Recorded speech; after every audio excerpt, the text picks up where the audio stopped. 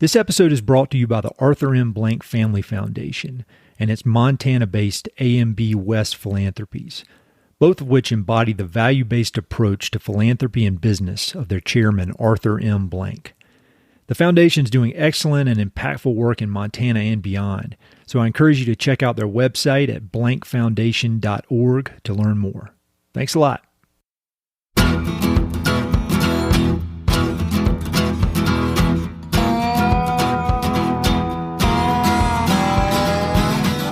Hey, this is Ed Robertson, and this is the Mountain and Prairie Podcast, where I introduce you to some of the innovative individuals who are shaping the future of the American West.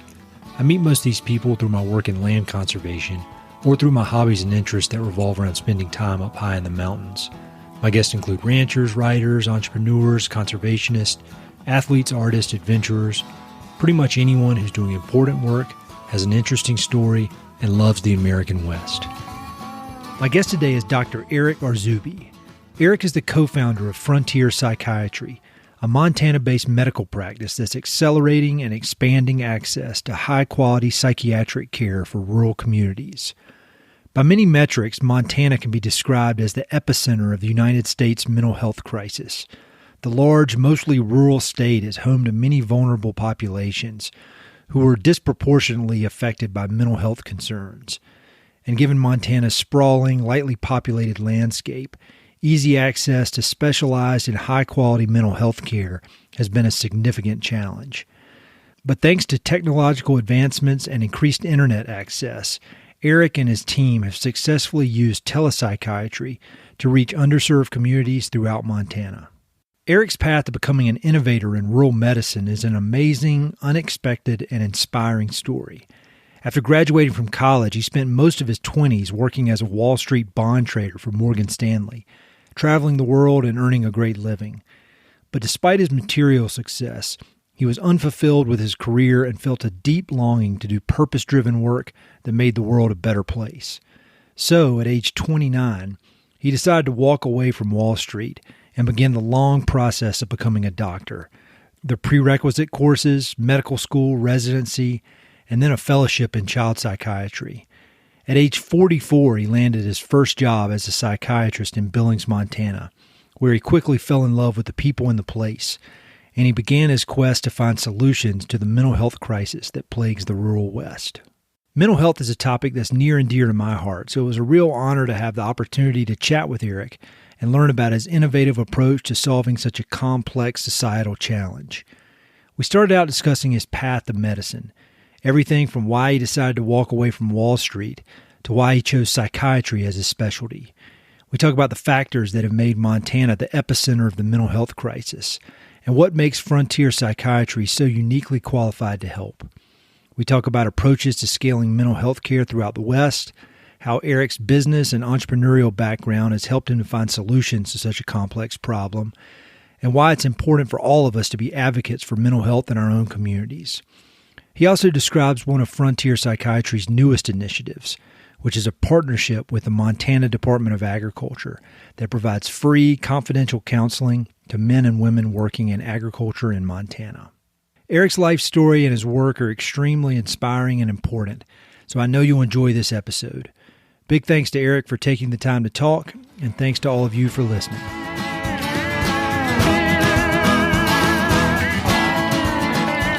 So I was wondering if you could take us back to when you were age 28, and where were you and what were you doing? Because it definitely wasn't in the medical field.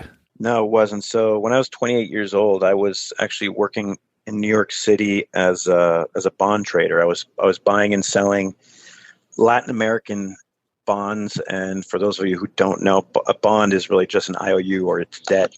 And so I was doing that for Morgan Stanley, which is one of the big investment houses on Wall Street. And so I was working in finance, living in New York City, making really good money for a 28-year-old, and traveling to Latin America and Europe, and it was cool in many ways. It was cool in many ways. Different experience than when I grew up. I grew up in Vermont, not in New York City. So it was exciting. It was definitely exciting. And had you always wanted to be in finance? I mean, was that a decision you, like maybe in high school, you decided, all right, I'm going to go to college and then that's what I'm going to do? Or how did you end up doing that work? My dad, he worked at IBM his whole life. We got to live out of the country for 6 years. We lived in Germany. So we got to travel a bunch. And then my family is actually, my dad is originally from Argentina. My mom grew up in Argentina. And I had an uncle who was in finance and traveled all over the world, had what seemed to be like a really cool life. I'm like, I want to be him. Mm-hmm. And so, I went to college, studied international affairs, and I said, okay, I want to do international stuff and make money. So I want to travel and make money. And so somehow I got my way into New York City, some luck, some skill, and got myself at Morgan Stanley buying and selling bonds and traveling and making good money and living in New York City. So by most accounts, I mean, when I was in my early to mid 20s, that, all my friends that were up there in New York, that it seemed like they kind of had it made. I was like, I was watching them almost with an envious eye. And so by that measure, you were living the dream, but come age 29, you had a change of heart. Can you talk about that? Yeah. It's interesting. I still remember, as you're asking the question, I remember being in, it's going to sound a little weird, but I was in a hotel room in Rio de Janeiro in Brazil. And I could actually see the beach from the hotel. And I was there for business, believe it or not. There are banks in Rio. And so I was going to visit some banks. Yeah. But I was unhappy. I was sitting there, and I remember I wish I did more journaling or writing in a diary, but I remember just writing down how sort of unhappy I was. And it was really weird. And I felt ungrateful about it. I'm like, here I am. I get to do all these cool things. And why am I sitting here unhappy?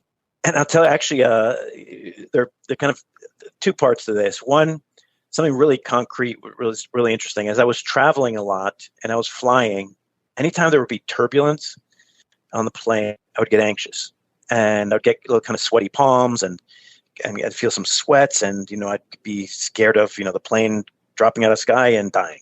Right, so I'd have this fear.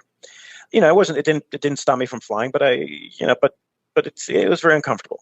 And so that, put that on the back burner for a second. But in the meantime, I also found myself having conversations with people around me that felt like caricature. In other words, people at the end of every year, so on Wall Street, a lot of times people get year-end bonuses that are, pretty significant. And I remember hearing conversations and even taking part in conversations like, I should have made more, I should have had another $100,000 here, or add a couple of zeros there. That's not enough, because I want to buy this car. I want to rent this house on the Hamptons, which is kind of a beach people go to in New York City. And I'm like, these are the conversations I'm having. And I'm spending my time worrying about these things. And then the other thing to me that was important was thinking about role models and, looking around, be like, all right, who do I want to be like when I grow up, when I'm older, when I'm quote unquote feeling successful, what does that look like to me? And I look around and I'd see these guys and women who were, again, by all accounts, successful and making really good money. And you could envy them for many of the things they might be experiencing or having. But I didn't want to be that. And I just didn't want to see myself in that role, because I felt like I'd be doing the exact same thing, just with more money. Yeah. And so here I am thinking, I got one shot at life, got one time on this earth, as far as I know. And I'm going to be spending the rest of my life buying and selling financial instruments. Mm-hmm. That made me a little scared. And then I started thinking about, who do I want to be like? And I kept going back to my pediatrician from Vermont, who had been taking care of me since I was 9 months old. And I think he fired me when I was 25, because he's like, dude, you need an adult doctor, not a pediatrician. And I just got along with him so well. So when I was about 28, I went back to Vermont to visit with him a couple of times and just say, I'm thinking about medicine. And, I always loved science, and so math and science. So that was, my wheelhouse. And I don't know, there would just seem something more noble about that profession than what I was doing. And the other thing I loved about him was very simple, down to earth pediatrician from Vermont. And I only found out later that at some point he had been president of the American Academy of Pediatrics. Wow. But to me, he was kind of Dr. Narkowitz, Richard Narkowitz. And he was just Dr. Narkowitz, who I called when I was worried about something, or my mom would call him when she was worried about something, or I'd go see him when I was sick. That's all I knew. but the guy was a rock star and known nationally, and I had no idea. And so here's this guy who's dedicated his life to helping people, supporting people, making people feel more comfortable, healing people. And after he retired, he went and continued doing community service. I'm like, that's noble. And that's somebody I guess I would really like to aspire to be like. So yeah, so it's kind of a long-winded answer to your question, but really it was, a lot of it had to do with kind of feeling unhappy with where my life was going, and really reflecting on what it is I wanted to be like when I was older. And what's really interesting, once I started going down the path of trying to go to medical school, right? Because I still had to go back and do pre-med and all this other stuff. Yeah. I stopped being scared of flying. Really? And yeah. What is that like? Nervous. So give me your medical opinion. Why? Like, what is the brain process there? So I think in the back of my mind is I wasn't, when I was scared of sort of flying, I think I was still reflecting on the fact that I wasn't doing what I was supposed to be doing. Yeah. I just don't, I have no other way to kind of explain that other than I wasn't doing what I was supposed to be doing. I was wasting my time and the one shot I have at life. And when the moment I think I start to feel that I'm not wasting it, I was okay. Mm-hmm. And it's weird. It's not like I'm sitting here going, so I was ready to die. I'm not saying that, but what I'm saying is, at least if I was going to go, I knew I was going, but trying to do what I was meant to do.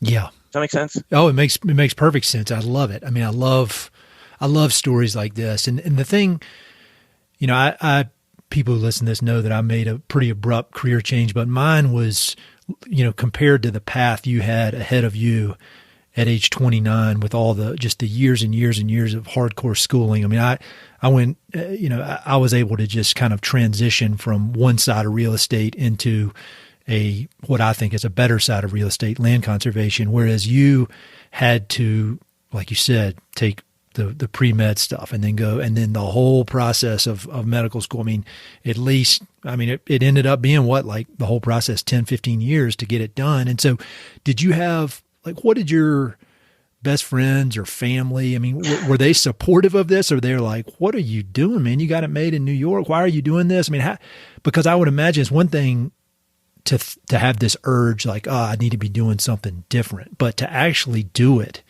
that's a different deal. So it ended up being 14 years from the day I left Wall Street. Ended up being 14 years to finish everything. And that sounds like a huge number right now as I sit here talk about it, because I don't know, right? Because in my mind, I was thinking like these little chunks of okay, it'll be a year or two of pre-med and then a couple years of medical school. I'll be doctor. And so I don't think at the time I was thinking 14 years. And and I don't know if I would have really known, would I have done it? I don't know. And maybe I'm glad I just didn't think about it too much. So, so I guess that's good. But what's really interesting, so in 1998, I'd gotten into a pre-med program, told my bosses at Morgan Stanley, I said, you know what, I'm out of here. I got to go be a doctor. I'm going to go to pre-med. They're like, oh, okay, good luck. Bye. I went to class the first day, panicked. I had a panic attack. I'm like, what am I doing? I'm crazy. I can't believe I did this. No, I got to go back. And so went back to my bosses and said, no, I was kidding. I want to come back. Really? Yeah. I didn't tell you this part. And they're like, oh, okay, Arzubi, whatever. Come on back, which was great. Thank God. Because, I don't know if a lot of people would have done that, but I guess they liked me enough. So they're like, yeah, all right, fine, coming back. But you're nuts. And then I spent another year in New York City and I was miserable. I'm like, oh my God, I didn't have the courage to do it. Why didn't I do it? Here I am again, because I tried working myself up and saying, you know what, forget it. I'm just going to be a rich bond trader. I'm going to have a great life. And I forget that. That was just a crazy thought. Good. It's out of my head now. But nope, I was miserable for a year. Wow. And I said, you know what, I got to do this. I got to do this. And I went and talked to one of the really senior guys at Morgan Stanley, a guy named Mike Rankowitz, and I'll always be grateful for him, because I went to him, I said, Rank, that's what we called him. Hey, Rank, I gotta try this medical school stuff. He goes, what? I gotta try. He goes, listen, do this. Take 6 months, go start taking these classes. If you love it, you want to stick with it, get out of here. If you don't, come back, but just figure it out. Okay. I said, okay. Thank you. And if he hadn't done that, I don't know that I would have had the courage to do it.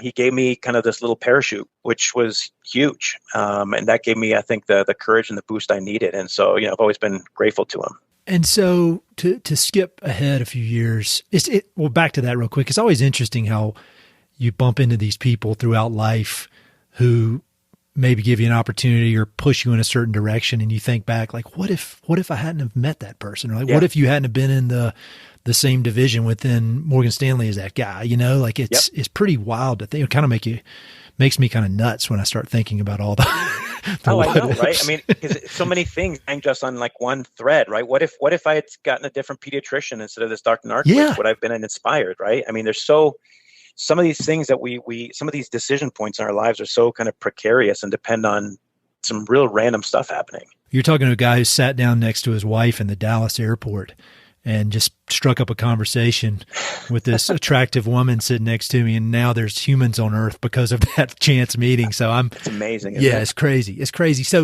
all right, you start down the road of prerequisites, med school. Yep. When did your attention get captured by psychiatry? See, this is only our second conversation, you and I. So see, I got little nuggets for you here that you haven't heard about yet. So the other nugget here is, when I stopped working and started doing my pre-med work, I had some money saved up, and I had only enough to really make it through pre-med, to pay for pre-med classes and living expenses for a couple of years. Because, of course, it's really interesting. Of course, I had to go to the best school. So I'm like, I went to Columbia for pre-med because, it's really important that I'm in the best school that I can find. And don't get me wrong, it's nice. I mean, it is an awesome school, and I'm very proud that I went there. But it's interesting how important those things are to you at certain points in your life. And then later you discover that, guess what? I probably could have gone somewhere else, less expensive, and gotten some great pre-med classes, but whatever, it is what it is. So I'm like, at some point I'm going to run out of money here. So I got to make some extra money. So as soon as I finished taking like chemistry and physics and organic chemistry, I started tutoring. I started tutoring high school kids in New York City and in Connecticut. Because at that point my parents were living in Connecticut. So it's kind of, so I was living with my parents again. Right, here I am, 29, 30. Yeah. I used to be a vice president at Morgan Stanley trading bonds, and now I'm kind of living at my parents' house doing physics homework. So that was awesome.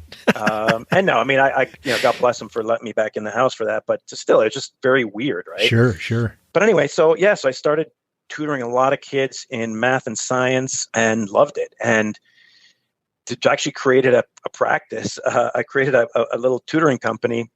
Around the same time I met my wife. She left her corporate job. She used to work at Phillips in Connecticut. She was in marketing, and she and I kind of started this little tutoring company called Raging Knowledge.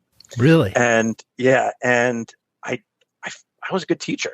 I loved it, and I was good at this. And what happened is I just started getting a ton of referrals, like word of mouth, because I was really helping kids do better in math and science. But then some of the families who had other kids who were struggling either with like a learning disability or they were too anxious. They're like, Eric, can you help, Johnny's brother, Sam too, please? I'm like, well, I'm not an expert like learning disabilities. Like, I don't care. They like you. So just, can you help them? Yeah. I'm like, okay, sure. And, I tried to do my homework as well, because I met with a couple local psychologists to help me understand, okay, what am I dealing here? What's dyslexia? How does that work? And I tried to take some classes on what dyslexia actually is, and understand from some local therapists and professionals, what is ADHD and how does that get in the way of things? And so I got really interested in trying to understand how I could help these kids better. And again, I love the connection that I had with these kids. And I'm like, I'm doing something that's working. I don't know what it is, but it's working, because these kids are feeling better afterwards and doing better afterwards. I mean, not all of them, but I had some pretty good success. So anyway, so then I start going to medical school at Yale, because again, I need to be at, top name brands. And so, it happened to be in Connecticut too. So that was helpful. But anyway, so I start going to medical school, and I keep doing the tutoring. There was a mentorship program they had at the Yale Child Study Center, which is the child psychiatry program at Yale. And I thought, I'll look into it. That seems interesting. And this mentorship program kind of paired us up with faculty from the Yale Child Study Center. This is even while we're in medical school, and start going to meetings and hearing more about that. So that, plus the experience I was having, a really wonderful experience of working with kids and families, just started to sing to me. There's a saying in Spanish, when something kind of really resonates or really strikes you, tiene música. It has music. It started to sing to me. And I'm like, you know what? There's something here. I don't know what it is, but it's something here. Yeah. And, it also helped that, I was inspired by my pediatrician, and, he works with kids, and something about it just made sense to me. So as I was approaching graduation in medical school and I had to decide on a specialty, I struggled a little bit with, I'm like, okay, I could do psychiatry, but okay, that's not real medicine. Maybe I'll do neurology because that's real, because, people think that it's not real if I do psychiatry. And then after a while, I kind of got over myself. I'm like, this is just what I like to do. I like to spend time with kids, families, and help them solve problems, figure it out. And I'm good at this. So why am I sitting here worried about the stigma? The stigma is even in medicine. Like, it's funny because people are doctors from different specialties, like cardiologists and nephrologists and neurologists and psychiatrists.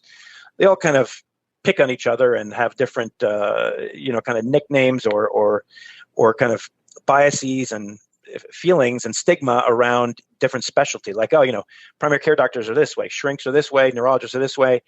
And, psychiatry people are like, is that real medicine? It is. Yeah. And I'm like, I'm over it. This is what I need to do because this is what I like. Yeah. Well, you strike me as somebody who maybe there's a lot of internal dialogue, but you've proven time and time again, you're going to do what you want to do, which I think, hearing that story about the competitive nature of wanting to go to the best school, and then the entrepreneurial side of things combined with this love of working with kids and with people to make their lives better, it all, looking back, and you can see how that built this foundation for exactly what you're doing right now and why you're so good at it. So I love getting that background. One more piece of background before we dive into what you're doing in Montana.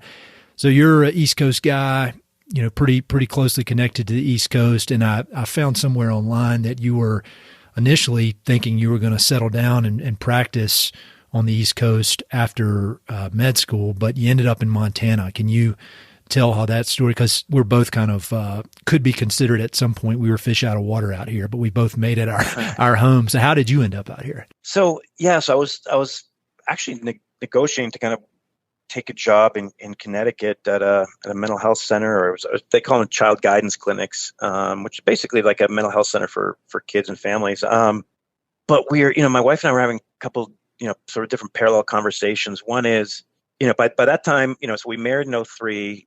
My wife had twin girls in 2006. Where were you in your medical education at that point? So we got married about 2 months before I started med school. And then my girls were born after my second year of medical school. So I actually ended up taking kind of like a little bit of a 1 year off during medical school to help with the girls and make money to pay for the bills, So I went back and spent that time mostly to kind of doing research as well as doing tutoring and working with kids at that point more and more with learning disabilities. So, had to kind of juggle all that, which, by the way, I don't recommend like starting a business while you're in medical school. It's not a recipe for success. But anyway, so that's where I was. And so fast forward to 2013, where I'm finishing, right? Because I had to do pre-med for a couple of years, medical school for 5 years, if you include kind of the 1 year off, 3 years of psychiatry, adult psychiatry residency, and then 2 years of child psychiatry fellowship. Wow. So here I am, 2013.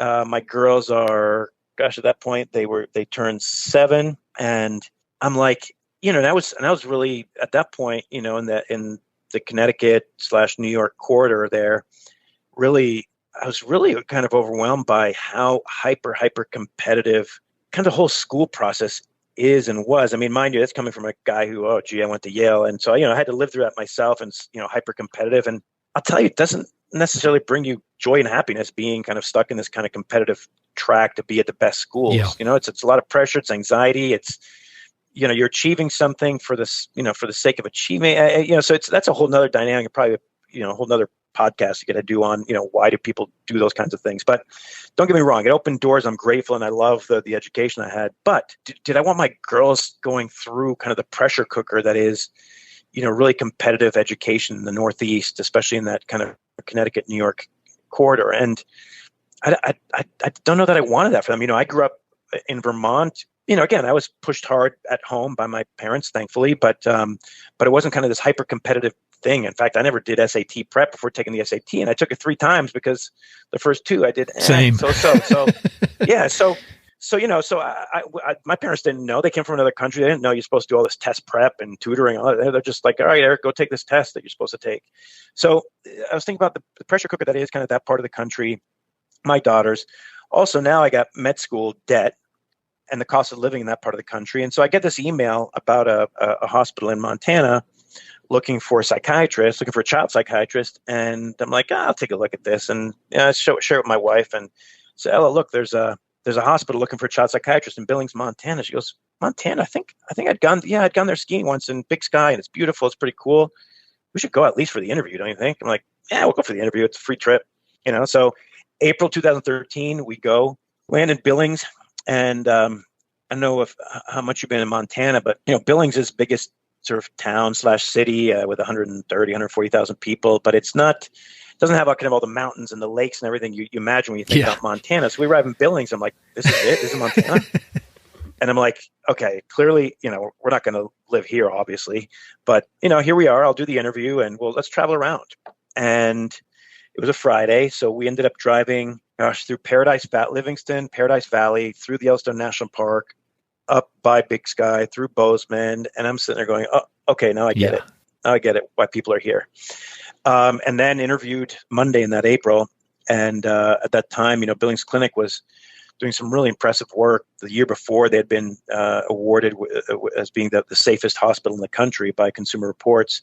And there was a leader at the time who was just really impressive, a guy named Nick Walter. So I don't know, just a lot of things kind of came together. And I said, you know what, this is kind of like, and I knew there was a big need for mental health services here in Montana. And again, in a place like New York, Connecticut, people still need help. Don't get me wrong. And it's still hard to access help for many people.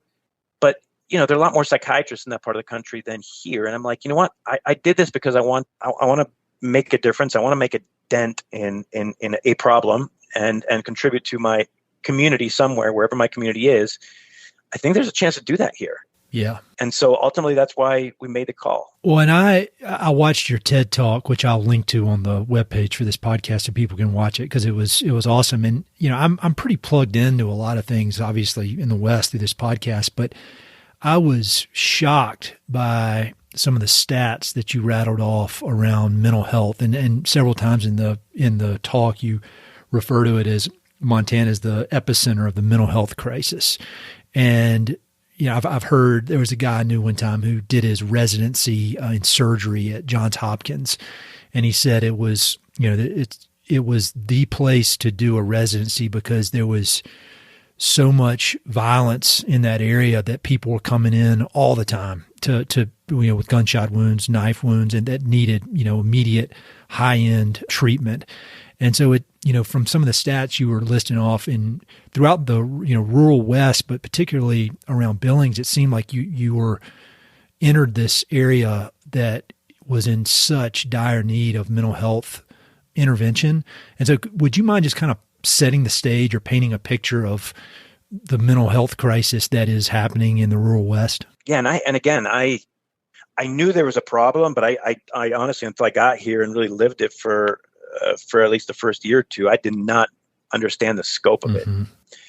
And so, Montana consistently for the last 30 or 40 years has ranked among the worst states when it comes to suicide rates. In other words, among the highest suicide rates in the country, which, for some people can be very shocking because it's a beautiful place. It's a great place to live.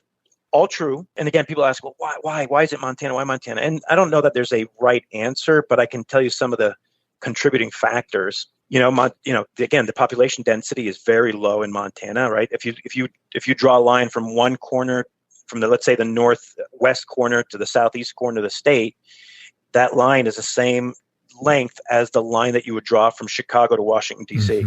That's huge. And there are only 1 million people there. Yeah. And so just by knowing that alone, that resources could be hard to come by. So there's that. Then, the isolation that may come along with being in some of these communities. And then Montana is also home to some populations that traditionally have struggled more than other populations with mental health problems. So for example, military veterans, 10 to 11% of Montana's population are actually military veterans. Wow. So, I mean, think about it. There are 1 million people here, and about 110,000 people are military veterans, many of whom have gone to war, seen war, witnessed war, or been victims of abuse or assault, even just within the military. Mm-hmm. And so so you have that group of people. Then Montana is also home to 11 different Native American tribes and 7 Indian reservations. Also, communities who have traditionally been struggling with, mental health and substance use problems, but also access to care. And so, you take that, and then Montana has a pretty robust gun ownership rate, as you can imagine, given the culture. And now you have, easy access to a way to die if that's kind of what's on your mind at the time. And there are a whole other kind of set of issues that you can kind of start layering on top of that. Montana for many years has been struggling with a real growing meth problem. And so that's that, along with other substances, has made things more difficult. Montana also, like many places during the pandemic, the rate of drinking and drug use went up a lot. And so, people are using substances, that puts you in a place, in a headspace where you're less likely to make good decisions, especially around your own safety, right? So anyway, so those are kind of a whole mix of things. But then you look at, you say, okay, well, what resources do you have to kind of address these things? Mm-hmm. And that's where things get really scary, right? Because there are only a few psychiatric hospitals in the state. And what was remarkable to me is how far people are willing to drive to come see me. And I'm not that good, so people would drive 4 or 5 hours for a 30-minute visit with me or for their child. And the mom would have to miss work, pull the kid out of school, spend, I don't know how much money driving. And, and maybe depending on how far they were driving, may have to stay in a hotel or a motel, all for a 30-minute visit with me. Yeah. And that, so that's an onerous thing to do, to try to get care that should be more readily available. That just didn't make a lot of sense to me. And then, the other thing is that, like many places around the country, the systems of care are kind of disjointed. They don't talk to each other. They don't collaborate. They don't coordinate care. And so, as you just see that, you're like, man, there's so much that can be improved. There's so much that can be improved. And I don't know. And I guess that's just kind of how my brain works. Like I see something, it's hard for me to kind of sit still and be like, oh, well, I guess that's the way things work. Yeah. Hard for me to do. And so you practiced in Billings for a few years, maybe 6 years, and then you decided to go out on your own and start Frontier Psychiatry. Can you, I think you just kind of laid the groundwork as to why you decided to do that. Can you describe kind of what makes Frontier Psychiatry, what makes it special? Sure. The reason I wanted to make the transition was, again, wondering, like I was part of a big healthcare system, which is Billings Clinic. And again, I'm really grateful for that experience. I got to run the psychiatry department there. We did some cool things together. We started Montana's first psychiatry training program for psychiatry residency. Did that collaborating with the University of Washington. We started Montana's first emergency psychiatric unit. It's a stabilization unit where people in crisis can come. And so again, I'm really proud of the work that we did there. But I still felt there was more. And more far-reaching things that I think were possible. And so in 2019, this is before the pandemic, I want to make a big push with telemedicine, keeping in mind the distances that patients were traveling just for kind of this 30-minute visit, when we had video, and at that time Zoom was already pretty accessible, and other kind of cheaper ways to communicate over video. I was like, there's got to be a better way to do this. And what's actually kind of cool about Montana is Montana has a pretty long standing tradition of doing telemedicine. Montana's had a pretty robust telemedicine network since the early 90s. So in some ways, Montana and other sort of rural states have been way ahead of the curve when it comes to setting up sort of administrative rules and insurance coverage for telemedicine. So, that's something that really ultimately made Frontier Psychiatry possible. So we start, Frontier Psychiatry in 2019, start seeing our first patient in March of 2020, which is the same month kind of COVID really started to catch the country off guard. But we were set up. And again, so it's kind of one of these things you and I talked about before, is kind of a lot of luck, right? And in terms of, again, obviously tough luck for our country, but luck in terms of being prepared for something like this, because we were moving towards telemedicine anyway, so we were ready for this, thankfully. And so we started. And I would say what makes us different, or hopefully special, but certainly different is the practice that we started. It's all virtual, and it's Montana based and focused on Montana. Mm-hmm.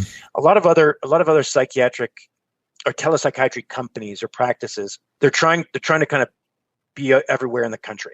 They're trying to go to investors and say, well, guess what? I'm in 30 states, so here's my valuation, and you should invest. And I feel like that approach, you're only kind of scratching the surface of what's happening in each one of these states.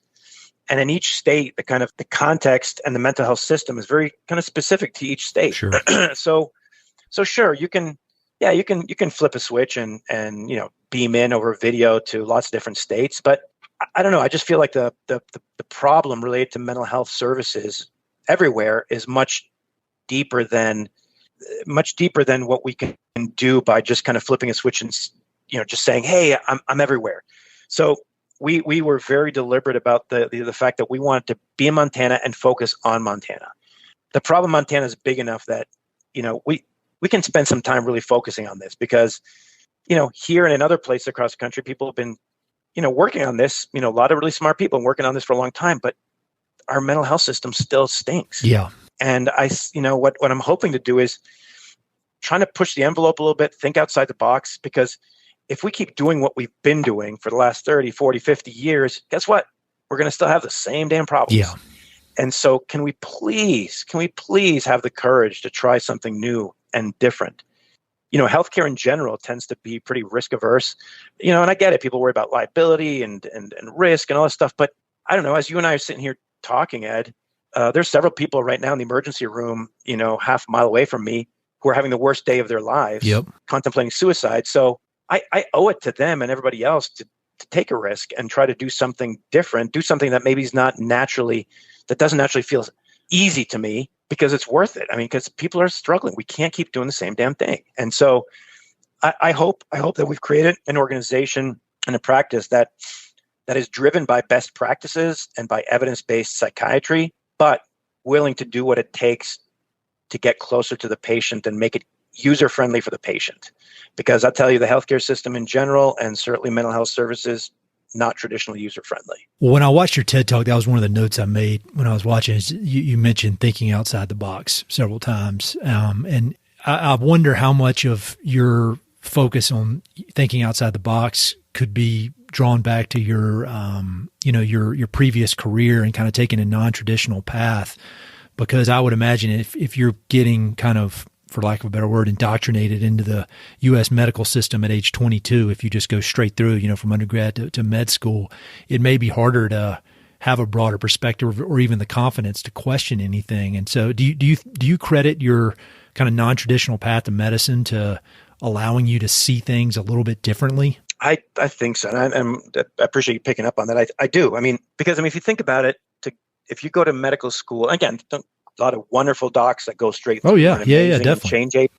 And so this is, we're talking kind of about my path here. But I certainly at age 22 was not in a place where I could say, gosh, I have this vision where I'm going to help people. I was still trying to figure out what I wanted to do with myself and thinking that being a wealthy international business guy was kind of my path in life. I clearly had to get some things out of my system before I kind of came back and said, maybe I'm destined, or maybe I'm designed or built to do something else. But I think if I would have gone straight through, let's say, high school, I was a good student in high school, and college, I was a good student in college. And keep in mind, to go to medical school, they reward, it's interesting, right? A lot of places, or in general, you get rewarded for towing the line. Yeah.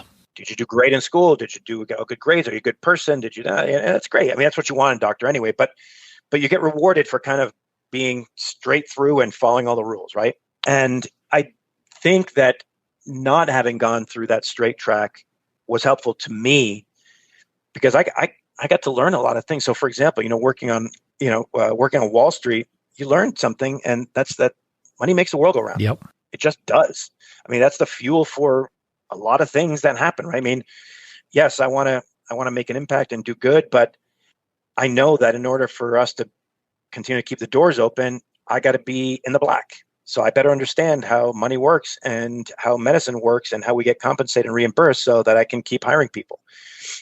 So understanding the role that, that money plays, I think, is important. I think the other thing is I learned how to kind of keep an eye on the big picture. So, in medicine, it's important. You got to be really willing to look at the little picture, right? Understand, how do cells work, how do neurons work, and the brain, and what medication acts what part of the brain, and really looking at the little picture. But I feel one of the things that's helped me is being able to zoom out. So if you think about kind of my focus and a zoom lens, is being able to kind of focus out, being like, okay, here's a certain receptor in the brain that's affected by this medication to help anxiety. Then I take a step out. Well, this kid is anxious because he's worried about bad things happening to him or her. And I take another zoom, but I zoom out a little bit more. Well, this kid was born in a place where he was exposed to some abuse and neglect. Zoom out a little more. Well, here's the impact it's having on his ability to kind of go through school and finish the school day. Zoom out a little more, right? So I keep zooming out. I need to understand how people interface with different systems. So family system, community system, school system, healthcare system, and understanding the big picture while still being able to understand how to make an impact on individuals. Again, I circle back to my experience outside of medicine that gave me, I think, the ability to do that. So anyway, that was a long way of answering your question, but I definitely think it, at least for me, added some perspective that I wouldn't have had otherwise. Yeah, that's great. And there's no such thing as a long answer on this podcast. The longer, the better, as far as I'm concerned. So that kind of leads me into my next question. You mentioned right now there are several people in the Billings emergency room in a crisis, and that requires direct intervention from a professional. And so there's that side of things that is responding to these acute crises and trying to stop the crises. It's like an emergency room type situation, exactly. And then there's the larger picture of, well, how do you fix the underlying problem? Because, correct me if I'm wrong here, but I would guess that a lot of these mental health issues are symptoms of something else that is going on, whether it's, you mentioned abuse or just, a certain type of wiring you have in your brain that you're born with. And so how do you balance that, like as a medical professional and as a person looking at this through a very wide lens? How do you balance the need to be reactive and fix acute problems with trying to solve or even figure out what the underlying issues are and solve that? Does that make any sense? That makes a lot of sense. And it can be overwhelming, right? It can be overwhelming when you kind of look at this, it's kind of that kind of parable where, if you look up close to an elephant, you don't know what part of the elephant you're looking at, right? And so you take a step back, it's like, oh, okay, there's the elephant, right? So to your point, if you're stuck in the emergency room handling crisis after crisis, you start thinking that psychiatry, mental health services is playing defense, right? It's playing defense all day long.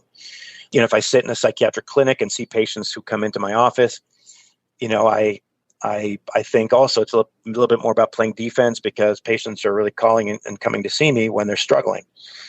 So if you keep going upstream, right? The next kind of place upstream is maybe the primary care doc who was meeting with someone and said, you should probably need a psychiatrist. Sounds like, you're really anxious or really struggling with depression. And you keep going upstream, there are a lot of points of intervention here. And so to your point, the question is, so where do you put resources? The problem is, like in many things in life is, we end up being upside down in terms of the resources, right? So we end up spending a lot of money in our mental health system on playing defense, taking care of patients who show up in the emergency room. That's an incredibly expensive way to provide care and support. Inpatient hospitalization. So, somebody comes in crisis, let's say they're suicidal and they go to the emergency room, and then from there they go to the hospital for 5 days. Very expensive, right? Worth it, but expensive. So then you're like, okay, well, how could we have prevented that person from actually ending up in that spot? And that's where you kind of start thinking about, okay, how do I go upstream from this problem? And so, so you kind of, what's cool about, at least for me, about being both a child psychiatrist and as an adult psychiatrist, I'm lucky to have this perspective where I can see the life cycle of mental health problems from birth all the way to adulthood. And so I love the perspective that I was kind of trained with. And so the truth is, and you may have heard of this, maybe some of your listeners have heard of this as well, is there was something called the ACEs study, which stands for adverse childhood experiences. And there was a study that determined, it was done in the late 90s. They studied 23,000 adults and said, okay, physically and mentally, are you healthy or not healthy? If not, what do you got going on? Great. Then they said, okay, we're going to count up to 10 different adverse childhood experiences you may have had that include five forms of family dysfunction or challenges, 3 forms of abuse, and 2 forms of neglect. And they mapped the number of these experiences to both mental health and physical problems that people may have had in adulthood. Mm-hmm. And not shockingly, the higher the number of these negative or adverse childhood experiences you had, the more likely you are to have problems with both physical and mental health. So, I mean, clearly, and that study was brilliant in that it started to find sort of this association with risk. So it turns out 2/3 of our population has at least one of these adverse childhood experiences. It turns out 1 in 8 people have 4 or more of these adverse childhood experiences. Wow. And it turns out that the higher your number of adverse childhood experiences, the more likely you are to experience a mental health problem. I mean, the risk of attempting suicide is astronomical compared to people who've never had an adverse childhood experience. So in my mind, we're starting to see some answers to the question of like, well, what's causing all this? Well, in my mind, if this is what's happening, and there have been some research studies and programs that have been developed to actually address this. Ideally, imagine if every mom and dad, right? Because sometimes too often we forget about the dads, but mom and dads are both there to raise the kids, right? If moms and dads had access to, number one, making sure they were able to help provide a meal, housing, financial support, all that kind of stuff when a kid is born, that would be great. And more importantly is, how about parenting skills, right? Because how do we learn parenting skills? Well, I think parenting skills, right? As far as I know, we're allowed to have kids without a license. It's weird when you were leaving when you leave and come home the first time, you're like, I've got this person here and I have no idea what to do. Exactly. But God forbid you drive without a license, but man, you can have a human being without a license, right? And so the point is, parenting is unbelievably difficult and complex. And I mess it up all the time and I'm supposed to know what I'm doing. And so imagine if we were to help parents when the child first arrives to be better parents. And I think most of us who are parents want to be better parents. There's a incredibly close sort of link between sort of parenting skills and comfort in parenting and, some of these things we've talked about in terms of these adverse childhood experiences. So, imagine you have a dad who grew up, been abused, let's say neglected, has some maybe anger problems and other mental health issues, but now as a new dad. Yeah. Right. And wouldn't it be great if we could help that dad with, address their issues, but also start giving him some tools for parenting? Because guess where they learned how to parent? Mm-hmm. From their parents. And if those parents weren't great teachers, we got a problem, right? And so a lot of this stuff is going to be passed on generation to generation. So again, there are programs like this, but I'd love to be spending more money upstream supporting families, even if we start with families at risk, where either the mom's alone or dad's alone or mom's alone and she's had her own set of problems. Let's support the mom and make sure she's got the right parenting skills and support, because then we know that reduces the risk for poor outcomes later on. So again, taking a big picture look, we have this, I keep talking about going upstream. You can go upstream, downstream, and reallocating resources. And so the things we need to think about is how far upstream can we go? And then how the heck can we scale? How can we scale solutions? Yeah. Because there are a lot of programs that have been developed that are super sexy when they're in the lab or they're done on a college campus when they do the study, but they're going to look very different when you send them out into Montana or Wyoming or Idaho. Sure. Right. And in the real world at all. And so we need to be thinking not only about best practices, but how do we scale best practices and make them accessible and user-friendly not only for patients, but user-friendly for also the clinicians. Is there a certain program or is there's something that sticks out in your head that really gives you hope for being able to scale this? I mean, it's like, what gives you hope that there is a scalable solution to attack some of these problems? So for example, there's something called the Nurse Family Partnership, which is sort of an example of a program that again, basically you have a nurse who's been trained to kind of support moms who are at risk. And that's, again, I think I'm not, and I'm bringing it up only because it's been shown to be effective. And again, it goes way upstream of things and kind of playing offense on the problem rather than waiting for problems to happen later. But so again, I think that's a critical piece. But then what's wonderful now is that we have all these technologies that are emerging, they're allowing us to scale things. Like, for example, right now we're just scaling access, at least, Frontier Psychiatry, we're scaling access to psychiatric appointments. What does that mean? Well, that just means that, if you have a cell phone signal or Wi-Fi and you have a camera on your phone, you can meet with one of us. 5 years ago, a lot harder to pull off. So now we're able to see a lot more patients in a lot more places than before. So again, that's just kind of one mini example. But I would argue that what's going to happen now is, I would say pre-COVID, there was telemedicine 1.0. Yeah. During COVID, there's telemedicine 2.0. And if we're ever after COVID, there's going to be telemedicine 3.0. And what do I mean by that? Well, telemedicine 2.0, which is kind of during COVID and kind of probably where we are today, telemedicine 2.0 is really, you can say, hey, I have a cheap camera, I have Zoom, flip a switch and I'll see you. That's telemedicine 2.0, right? But 1.0 was, gosh, it's expensive. Where do I go? What kind of camera do I use? Is the internet good enough? Now we know that we can do all that. 3.0 is going to be taking this another few steps further. And that is, it's not going to be enough just to say, hey, I can flip on a camera and see you. What's going to happen is we need to do better in terms of tracking changes in outcomes. For example, measuring people's depression scores before, during, and after the intervention, and keeping track of that all in one place, so that at any time, if I have, let's say, 1,000 patients I'm taking care of, I can go into my dashboard, press a button, and say, okay, here are the people who are struggling right now. Have we reached out to them?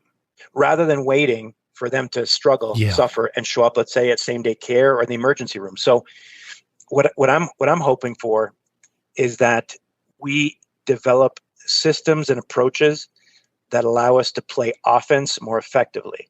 And and there are technologies now where you can kind of create dashboards and patient registries where you can do some risk stratifying that are allowing this sort of thing to happen. The other thing that's starting to happen in Montana is there's a health information exchange, which allows healthcare organizations to kind of send patient information to each other, which is fantastic because in medicine, guess what? We are pretty terrible at communicating with other healthcare organizations because there's these hoops I have to jump through and I need to sign releases and this, that, the other thing. Well, if I'm supposed to be collaborating with another provider, practitioner across the state, for the patient's interest, I need to be able to have access to information quickly so I can be more effective. So again, there are solutions coming down the road, again, like with this health information exchange, that are going to allow us to kind of overcome some of the barriers associated with trying to coordinate care and be collaborative across healthcare organizations.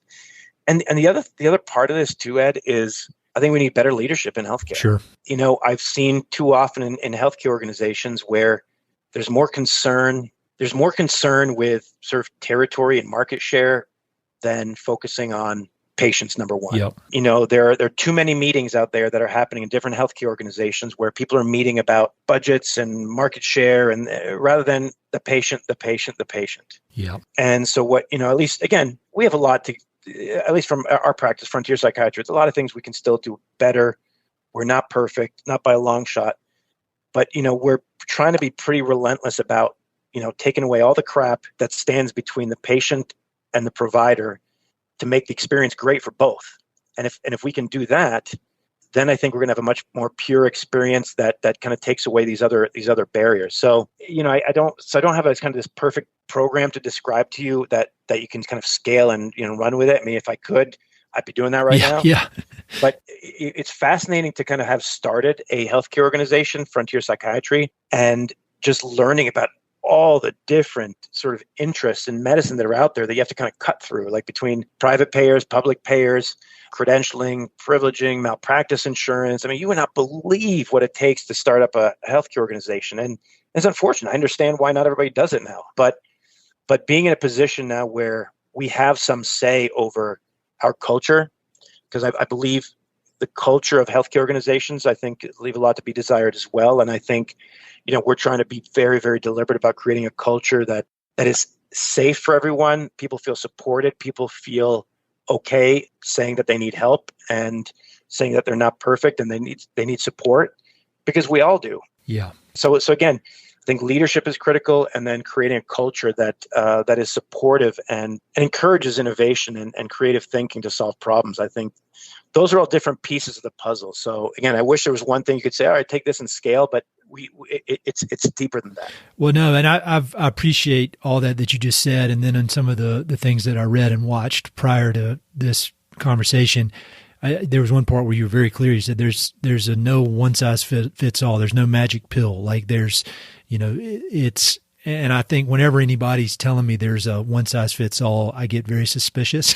And so I think the complexity of it and really understanding and identifying the complexity, I admire that. And I appreciate your insights on that. And so one other question about mental health, obviously when you read off those stats about trauma and just about this mental health crisis that is obviously happening in the rural West, but really probably, throughout the whole country, what can somebody with no mental health training, but just an active citizen who is a member of a community, and odds are if you're a member of a community, you're bumping into people that have mental health crisis, whether you see it or not. What can somebody like me do to be more of an advocate to help with this? I mean, I'm not trained. I took a wilderness first aid one time. I don't think that'll do me any good, but I would like to help. So what could I do? That's a good question. So couple thoughts. So number one, as we're talking about, one of the things I reflect on is I've been calling what we're experiencing a mental health crisis for so long. It's really not a crisis anymore. Yeah. I mean, right. Because a crisis, I think, tends to happen in a limited time. I mean, it's a crisis kind of comes and goes. But in my mind, if we're still calling it a crisis years and years later, in my problem, it's a systemic, chronic problem. I agree. So I just kind of been thinking about that, and because I keep hearing myself, it's a mental health crisis. I'm like, okay, time out. Yes, the fire's burning. So it's not. Is this like a fire, or is this? It's more. It's like they say drought. They say we're in a drought Yes. in the West. Like, well, we've been in a drought for 40 years. Yes, exactly. Is it a drought? Exactly. Yeah. Exactly. That's right. So is this the new normal we have to settle with? Because calling it a crisis, I think, is just not accurate anymore. So anyway, so I think, as we think about, sort of advocating for change, a couple of different things. First of all, when I said the word change, it also brought back some interesting memories. And that is, many organizations, I would argue, particularly in healthcare organizations, people don't like change. They don't like change. We in healthcare, especially mental health, need to get comfortable with change, because guess what? The opposite of changing is staying the same. And we stay the same, we're screwed, right? So again, having the courage to be able to embrace change and know that change can be good. I think we need to do that. We absolutely have to embrace change. Because again, I can't tell you how often I've run into folks in healthcare organizations, mental health or medical, change is bad, or the resistance to change, or it's scary. Yeah, it's scary, but you know what's even more scary? It's feeling suicidal and having a means to kill yourself. That sounds pretty scary to me. So can we get over our own anxieties? So I guess, so part of it is really, going back to the question you asked about, what can we do to advocate for really meaningful changes? Number one, recognizing, I would really say it's not a crisis anymore. It's a chronic problem. And what we've been doing for all these years ain't working. So we got to do something brand new and be ready and willing to embrace change. Having conversations like the one we're having right now and being open and honest. And, one of the things that I also didn't tell you about is when I made the transition that first year after Wall Street, I discovered I had a pretty severe anxiety problem. I was terrified of that change, and it was a change in identity, going from a bond trader to a physics student in my parents' house. That was brutal. Sure.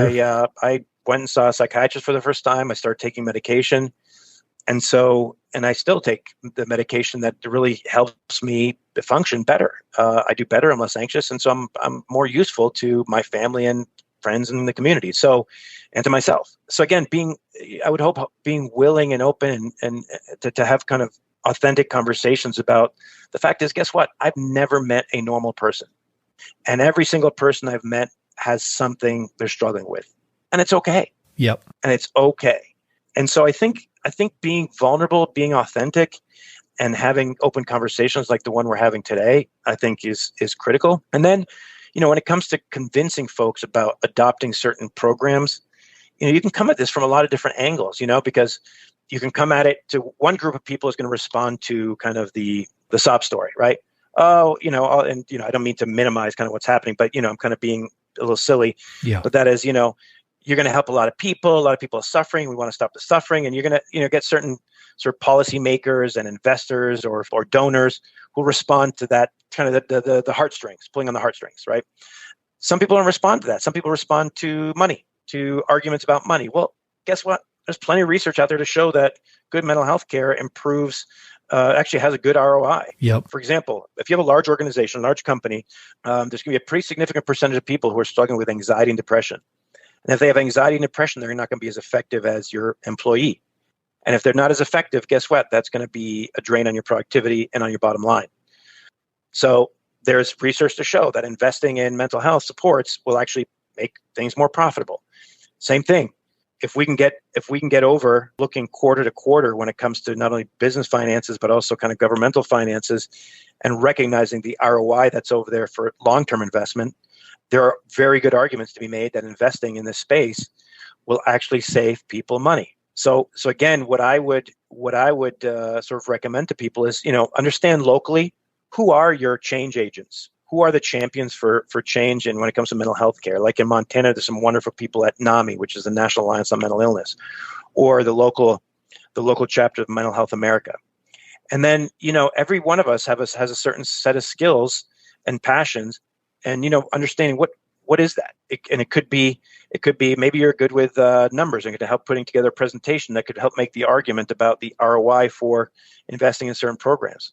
Maybe certain stakeholders, either business leaders or politicians, policymakers that you can approach. But again, being very open and practical about arguments that you can make, either by pulling on heartstrings or by really looking at the return on investment on going this route, because that's there. So, so it's really, I would almost challenge people and say, give me an argument not to do this. Yeah. Give me an argument not to do this. That's kind of where I'm coming from. So I don't know. Again, hopefully, some of it was kind of big picture approaches that I just outlined, but I think there are a few sort of specific things because, like I said, reaching out to local advocacy organizations and understanding what's coming up in the legislature, understanding because we all have kind of a network and some social capital that we can use, and part of it is just showing up.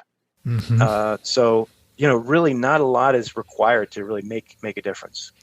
Well, and I think you and what you're creating up there and your team can serve as a really good case study of just a good operating system to have, as far as just the way you're approaching these challenges. You're being aggressive, and I mean that in the best way possible. You're being aggressive, you're playing offense, you're leaning in, you're like, let's think creatively, let's think outside the box, let's go.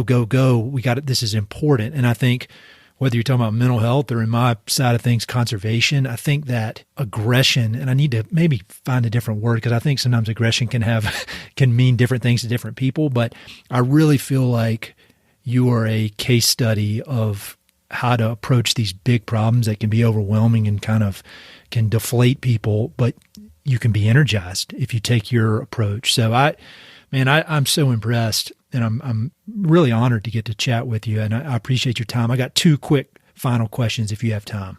Yeah, please. Absolutely. I'm always looking for book recommendations from smart people. That's the best thing I've ever been able to do is I get around as many smart people as I can. Then I'm like, hey, tell me what books you're reading. And then I'll read them. Unfortunately, I haven't gotten much smarter yet, but I think it's helping a little bit. What are some books you've read? They don't have to be about the West. They can really be about anything, but books that have played a role in your mindset, your professional success, your personal success. I'd love to hear a few. Sure. So first of all, and I'm going to answer that question. One quick comment, and I appreciate. So first of all, your very kind words, very gracious. But I wanted to maybe throw out there a term that I use, sort of instead of aggression. I'm not, and again, I hear where you're coming from, but maybe it's something that might be more palatable to certain people is sense of urgency. Is really operating constantly with a sense of urgency, mm-hmm. and because again, sometimes when you're kind of stuck in kind of big systems and lots of meetings, the further you get removed from the people who are really struggling, you start losing that sense of urgency. And so I hope that like the work that you're doing, it sounds like you're the kind of guy that's doing it with a sense of urgency, because we don't have all the time in the world, and the more we wait, the worse things can get if we're not on it. I love that. No, that's helpful because I keep over the 7 years or 6 years I've been doing this podcast, I always say aggression, and I don't like the way it sounds. So that is perfect, man. You just I need to go back and edit that into all my old episodes. But no, so a couple books I'll tell you that have been on my mind recently. So one is a book called Healing by Thomas Insel. Actually, the full title here, I'll tell you, it's Our Path from Mental Illness to Mental Health. So Thomas Insel is a psychiatrist who used to run the National Institute of Mental Health, which is, probably the biggest mental health research organization in the world, and was in charge of billions of dollars. And what's fascinating, now it's going to sound like I'm lying, but I'm going to go with this anyway. About 5 months ago, I said, I got to write a book about kind of the way I think about mental health and the system and the problems, and because it's all this stuff in my head, and I feel like I got to put down somewhere. And then a few months later, Dr. Insel's book comes out. I'm like, this guy took my book. Now I got to admit, the guy's probably smarter than I am and wrote it better than I would have written it. So, but you know what? I'm glad it's out there, and I think this book, Healing, does an excellent job of laying out the problems the way they really are, and really encourage us to think about the problems in the mental health systems with a sense of urgency. So I appreciate the heck out of that. And so really wonderful book that resonated really well with me. And like I said, I'm a little jealous that he did this before I did, but like I said, I'm going to use it. You still need to write a book. Yeah. You still need to write a book. I'm telling you. I got to do something. But I got stuff on my brain I need to get down on paper that hopefully will add some value somewhere. The other book that I recently read is called The Voltage Effect. The Voltage Effect is written by a behavioral economist called John List, and he talks about the science of scaling. So going back to kind of something we were talking about before is, there are a lot of really cool sort of individual mental health programs that are out there, but how many of these can you really scale so that everybody can access this, right? Because part of, a big part of our problem here is access to the right care at the right time. So really, that's really important to me in understanding how we can scale what we're doing. And then the last book I will tell you about that I think has been really important to me and how we're thinking about our practice is called The Culture Engine. It's a book by a guy named Chris Edmonds. And The Culture Engine is it's almost like a how-to guide to create an organizational constitution and play offense when it comes to your organization's culture, right? Because here's what happens. I would say in healthcare, I've seen this over and over again, and there's some exceptions, but the work culture in healthcare can be really difficult. And I wanted to be really deliberate about creating a culture in our organization that again was welcoming, supportive, safe, encouraging, inspiring. And again, not saying I've nailed it. I still have a lot of work to do, but this book does a really nice job in kind of outlining how do you put together, what are the important things to think about a culture? Because in organization, Ed, you're going to have a culture whether you like it or not. Yep. So you can either choose to do something about it, play offense, and be deliberate about the culture, or you can sit back and watch it happen, and that's more often than not a problem. Anyway, so those are kind of the three things books that have been on my mind. I love those. And for people listening, I'll have links on the webpage. You can click through and get those. Final question. The people that listen to this podcast, they just feel a connection to the West one way or the other, whether it's through the landscapes or through conservation or athletics or art. And they're all over the place. It's not just people living in the West, which still blows my mind that anybody listens to this, but they do. They do. And so what are your kind of final parting words to the folks listening, if you have any? Or if you have any words of wisdom you could share. Oh man, I think any words of wisdom. I think I used them all up pretty quickly.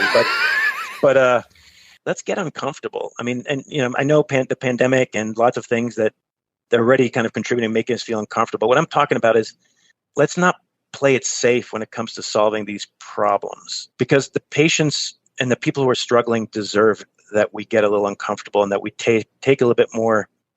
Use a little bit more courage with the solutions that we're trying to design. And I would say if we can do that, if we can collaborate, if we can stay patient-focused and patient-centered, and given what's happening in terms of sort of technology that's going to improve access, I'm hopeful. I mean, Ed, 2 years ago, we were seeing maybe 3 or 4 patients a day. Now we're seeing over 100 patients a day in Montana alone. Wow. That gives me hope that, okay, I'm not completely wrong about what we're trying to do. Again, I'm Not saying, I've solved everybody's problems who we see. I'm not saying that, but something's happening that's making sense to me. And that continues to give me hope. So I guess I want people, after I guess listening to this, is to feel hopeful, hopeful that again, if we can get away from doing things the same way over and over and over and over again, and then wondering why we have these crappy results, if we can get away from that, I am hopeful that we can start tackling this problem and start chipping away at it. I don't want to call this a crisis anymore. It's a chronic problem that needs to be addressed with a sense of urgency. And if we can do that in a collaborative way that's patient focused, I'm hopeful we'll make a dent. That's great. I'm so impressed with it all, and everything from your life story to the results you're getting and to the service you're providing. And I mean, truly the world is better because you're doing this. And so just keep up the great work. If there's ever anything I can do, no matter how small, just let me know. I'm a big fan, and it means a lot that you take the time out of everything you have going on to chat with me. So I'm going to let you get back to the important stuff, but thank you very much. No, I appreciate it. And Ed, forgive me if just one more quick thing. I apologize. Yeah. You've been very gracious so far. One quick thing. I think I'd be remiss if I didn't mention, this week actually is kind of a cool week to do this. I mean, for a lot of reasons. Again, I thank you for being curious about this work, about me, but more importantly, kind of this work, and for your great questions. This week, we actually launched a program with the Montana Department of Agriculture called Counseling Access for Montana Ag. And it's a program, it's a collaboration with the Department of Agriculture in Montana that got federal funding to try and make free counseling available to farmers and ranchers across Montana. As you might know, the farming and ranching community have been really struggling for a long time. Like you said, we have a drought that's been lasting forever. We have commodity prices are going up and down all over the place. The price of inputs, right, are going way up, making it more expensive to transport goods and services, and the cost of hay is going up, and so people are stressed and isolated. And I'll tell you what's really heartwarming, Ed, is that we launched this thing on Monday, and Monday we got already 3 phone calls from farmers and ranchers who had never reached out for mental health help before. And so, wow, I guess I just want to kind of give a shout out to the Department of Agriculture for funding this and trusting us with this important work. And again, I'm just excited about going back to what I said before. If we can make a dent in things, and being collaborative and staying patient focused, I think we can. There's hope. Man, I love it. We could have. We might need to do like 4 or 5 more of these to get everything out there because you're doing so much. It's really amazing. Do you sleep? Do you sleep much? I sleep. Actually, you know what? Thankfully, I think I talk this much because I sleep well. So I got the energy because I'll keep talking if you want, but the sleep is critical, man. I tell you, if I don't get at least 7 hours sleep, my mental health is not good. So I prize sleep like crazy. So, well, whatever you're doing is working. So keep it up, and thank you. And I'll look forward to meeting you in person one of these days. Hey, you got it, Ed. Thanks for everything, man.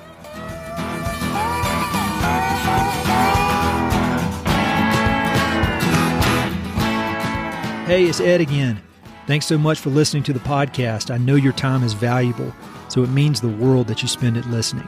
If you want to support the podcast and help it to continue to spread and grow, there are a few ways you can help. Number 1, pass it along to a friend or share it on social media. Word of mouth recommendations are the most powerful way for ideas to spread, so I'd love it if you could share the podcast with a few pals who might enjoy it. Number 2, you can go to Apple Podcasts and give it a 5-star review. Good reviews encourage the Apple overlords to suggest the podcast to others. So there's a link in the notes if you'd be so kind as to give it 5 stars. Number 3, you can support the podcast financially via Patreon, and there are exclusive benefits for those who do, including a monthly behind-the-scenes newsletter, Mountain and Prairie stickers, live and recorded video chats with podcast guests, and much more. Number 4, I've also got 2 emails that I send out. The first is my weekly email called Good News from the American West, which I send out every Wednesday. It's only positive news, something we can all use a little more of these days. And my other email is my bi-monthly book recommendations email. 1 email every other month with 5, 6, 7, or 8 books that I've recently read and highly recommend. The thousands of people on both of these lists will vouch for me. No spam or other funny business. And number 5, finally, check out my online store for Mountain and Prairie stickers, shirts, and coffee mugs. I've got some really cool designs from Western artists with more on the way, so head to mountainandprairie.com/shop to check it all out. I'd love to connect with you. I'm on Instagram and LinkedIn, so look me up on either of those platforms by my name or through the links on my website. All right, that's it. Thanks so much for your support.